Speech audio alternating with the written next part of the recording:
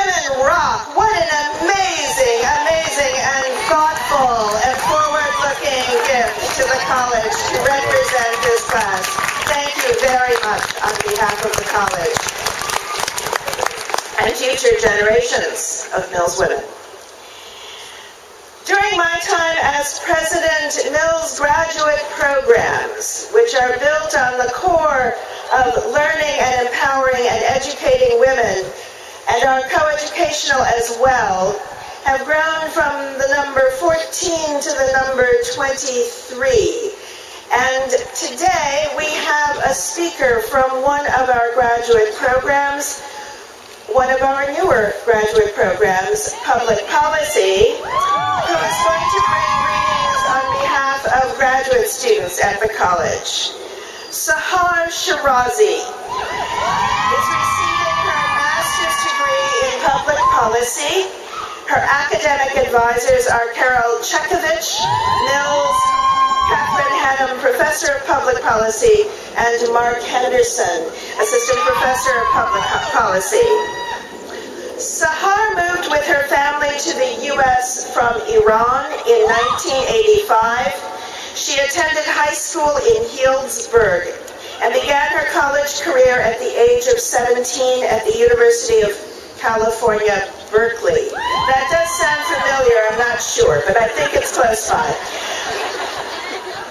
She received her undergraduate degree at Berkeley in English literature, 19th century American literature. Okay, let's have a shout out for that. In 2007. During school, she started working as a preschool teacher at Hugabug Preschool. Let's have a shout out for that too, Hugabug. Could be better, right? And worked there on and off for 9 years and still works there part-time.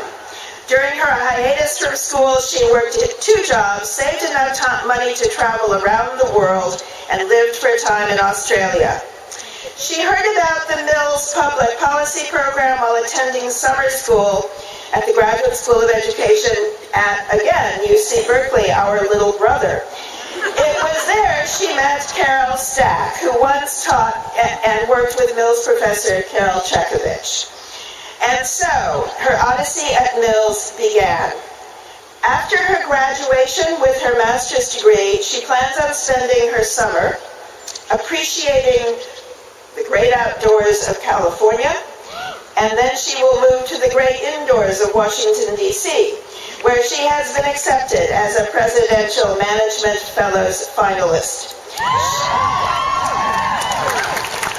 She hopes for a position with HUD, the Department of Transportation, or at the State Department. Why not shoot for the White House, Sahar? Okay, let's have Sahar come forward and bring greetings to our graduate students.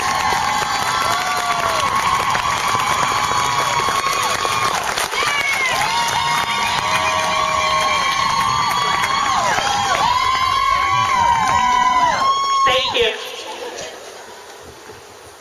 I just want to thank everybody who's here today, supporting all the graduates. We couldn't have done this without you. I come from an oral tradition, so today I'd like to tell you a story. As a child, I lived in a small town on the Iran-Iraq border, sharing a room with my mother and sister in a small house that also held my grandparents, uncle, and some cousins. My grandfather was a Kurdish Khan, but he lost all of his land years ago and worked as a tailor with a small shop. When he spoke Farsi, his accent was so strong I barely understood a word he said. But every evening, he would lay down with my cousins and I, and he would tell us ancient stories, tales of folklore and legend, and we would devour his words. The rhythm and meter of his speech instilled in me a feeling of calm in a world of chaos. His nightly ritual became a saving grace, an anchor of sanity in what felt like a rising tide of madness. Nothing could hurt us when my grandfather spoke. Nothing bad could possibly happen in those moments. We found a safe place, a happy place, in the midst of sorrow and danger. Imagine a young girl living in a war-torn world, surrounded by death and fear, under constant threat of foreign bombs and domestic tyranny. A young girl who witnessed her mother arrested by guards because her stockings were immodest. Who watched her sister, her role model, pretend to be a boy to escape punishment for not wearing a veil. Who saw family members go off to war to fight an unknown enemy, never to return. A young girl who flew alone across the world before she was old enough to attend school, to arrive in an unknown place and start an unknown life. A young girl who moved through poverty-stricken suburbs, moving from school to school, facing racism and ignorance in her new land. What could become of such a girl? What could she expect in her life? Today, as I stand here with some of the most intelligent and caring people I've ever known, I carry that young girl with me. I know that she could never have predicted this moment. I could never have predicted this moment.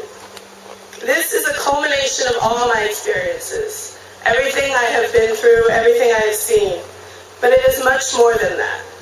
It is all the people who have sacrificed, struggled, and supported in order to get me here. I could never have predicted this moment, but they did. I come from a land of tyranny, a land where people fear their government, their neighbors, and even their own families. I come from a people without a recognized country, without a recognized language. I come from an unrecognized people. I should not be here. And yet, because of a series of choices outside of my control, I had the opportunity to pursue my dreams and fulfill my potential. My greatest hope is that I can help create a world where others have that same opportunity. Women of Mills, I want to remind us all today that while we all deserve to be here, none of us have gotten here on our own. Take a moment and think of all the people that have helped you achieve today. The family, friends, teachers, and mentors who believed in you, maybe even when you did not. I think of my mother, who gave up her family to trudge around the world with no education or language skills, toting 2 small children with her on a pathless circuit to a better life. I think of my father, who dismissed his own dreams of college and graduate school to work multiple jobs and support his family. I think of my family in Iran, who look longingly at my photos of the world, knowing that they will never see much of it. And I think of all the supportive friends, the challenging teachers, and the inspiring mentors who have pushed me to believe that I could do more and be more. We are walking out today into a world of uncertainty, into an unwelcoming economy, an unbalanced environment, and a struggling job market. But please remember that whether you are graduating as a bachelor, master's, or doctor today, the end goal is not just a paycheck, but the betterment of ourselves and our communities. Do not get so lost in the possible frustrations of daily life that you forget to appreciate life's constant blessings, to share them with others. Let us remember that we have been given a gift that is still denied to millions of people around the world, the gift of education, of power. And as FDR said, great power involves great responsibility. We have all struggled to be here. Some of us have given up jobs, comforts, and even friends to be here. We have done the best with what we have been given. But today I want to ask you to not forget that you are here because others have given you something. Please remember to be grateful, to be gracious, to be thankful. Remember that there is as much good in the world as there is bad.